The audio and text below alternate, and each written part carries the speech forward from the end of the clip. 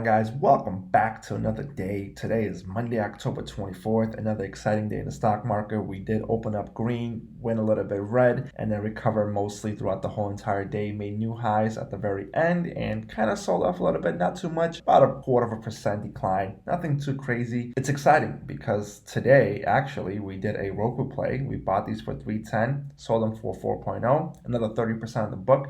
This actually marks my 7th winning trade in a row. I am documenting all here. Again, these are all sent out to our clients through text messages and alerts through Discord and much more. And yeah, the market's just amazing, honestly. It's really unpredictable. You have no idea what's going to be happening next. You just on the seat, always waiting, excited to see what's going on. And today was just one of those days where the market did open up green. Last night, the futures market was green throughout the whole entire day. Futures market opens at 6 p.m. and we just went higher. We were actually up about 1.5% at one point and declined. And as the market opened, we went red. And at this moment, it was very tricky because there were a lot of names like AMD, Rogue, Meta, Beyond. Like there's a bunch of names that just did really bad in the beginning. And Tesla being the king of the bad. I mean, we broke 200 on Tesla and you had right away like a 6-7% recovery, which is huge. I mean, these are big moves on these stocks, and if you catch these on the upside or the downside, you can make a ton of money on these. But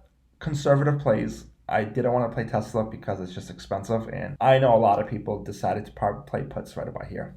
Oh, we broke 200, guys. Let's go in. It's going to make newer lows. It's going to go to zero, right? We didn't do that. I didn't want to do it, and it was just too expensive overall or even to the upside. So I don't like playing stocks that are just too expensive because even if the move is correct, given today was a 7-8% move, however, typically that does not usually happen. So it's high-risk trades, and I'm not a fan of it. I like consistency, as you guys can tell. The trades that I'm taking here, they're in a $400-$300 range, and you make great profits. You make $100 to $150 profits every time you trade these stocks. So why not stick to what's working? SPY's working for us. Roku is working for us, the second positive trade, and SQ actually is the only trade left. And if we hit this green, that's 8 plays in a row. And it actually closed at near break even. So tomorrow, most likely, and if not, we're still going to keep it open. It does cover earnings. So it's going to be my upside if some news comes out or if the market does decide to rally. Furthermore, I'm positioned well for it. And I like SQ because it's financials and tech. It's fintech. I love it.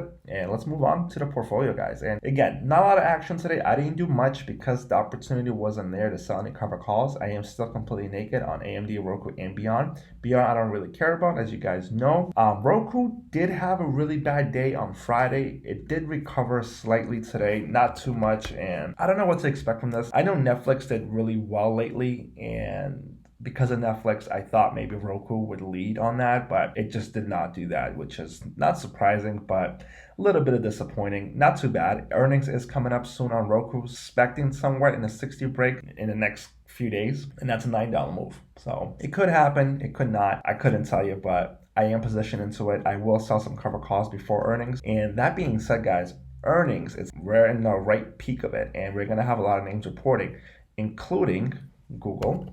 Okay. And Google is really important to see here because Google is one of the big names, and Microsoft as well, also reporting at the same time as Google. Probably Microsoft's going to go first and then Google most likely, just typically how that works. But Google, I mean, we're basically back at the 105, 103 range area. And surprisingly, Google is one of the bigger movers compared to Microsoft. So can we see that 110, 120 breakout during earnings? Probably not. Keeping expectations low here. But again, if earnings was good, and you're going to have a lot of names. I think like Meta will definitely bounce up. Apple is another one as well. But let's take a look at Microsoft real quick as well, because that's definitely the second biggest weight right now. And yeah, I mean, Microsoft is it is climbing. It's not anything too crazy out of the ordinary, but I do think 250 is likely going to break tomorrow before it reports. Now, depending how it does, I do see it possibly going to 260, still down significantly from where we're at today, 15%. In a 6-month period. Year to date, it is down roughly, let's take a look here, 26%. So there is definitely upside movement, but there are a lot of economic concerns in the market, such as recession fears, interest rates, currencies are getting collapsed in global economic. Bitcoin also just floating around this 20K range, not really doing much, just been trading here for the past 3-4 months, just flat. I'm not sure exactly, I'm not really into crypto as much, but primarily in options, I do like our Roku play that we did today. We might play it again tomorrow, depending on what happens. I did sell a little bit early. Apple, I'm not going to play it. I'm not too sure. Google, I'm not going to play it. If you watched the previous video, I did say I'm going to play the NASDAQ instead of Apple or Google directly. And yeah, I mean, the NASDAQ did really well today. It's definitely up a decent amount. And on a monthly chart, you guys can take a look. I do prefer showing these type of graphs versus going into in a more detailed candlesticks, because storytelling wise, it's just better to see these visuals here, in my opinion. So if you guys disagree, you guys can put it in the comments. I'll work more on candlesticks, but I do like these charts as well because they just seem to tell a story a little bit better. And again, we are approaching this 280 mark area here as well, which is the high of October's. Now again, it's still down, don't get me wrong. And are we going to break 300? It really depends on earnings. I'm not too optimistic of breaking 300, and it could be a temporary run. Now again, Microsoft and Google can just do shitty, and then you have Apple and the rest that do amazing, right? That happens all the time as well. But it's going to give temporary market direction. So if these two flunk, the NASDAQ is going to get collapsed. I don't know exactly how I'm going to play it yet. You have to stay tuned. I will definitely make an updated video once I do make these plays. But we'll take a look when that time comes. But yeah, guys, that's about it. I'm going to wrap it up here. We are doing extremely well this month. Again, I am 7 out of 7, and tomorrow might be 8 out of 8 or 9 out of 9, depending on what happens. Stay tuned, guys. Subscribe. Let me know in the comments if you guys want to see something specific.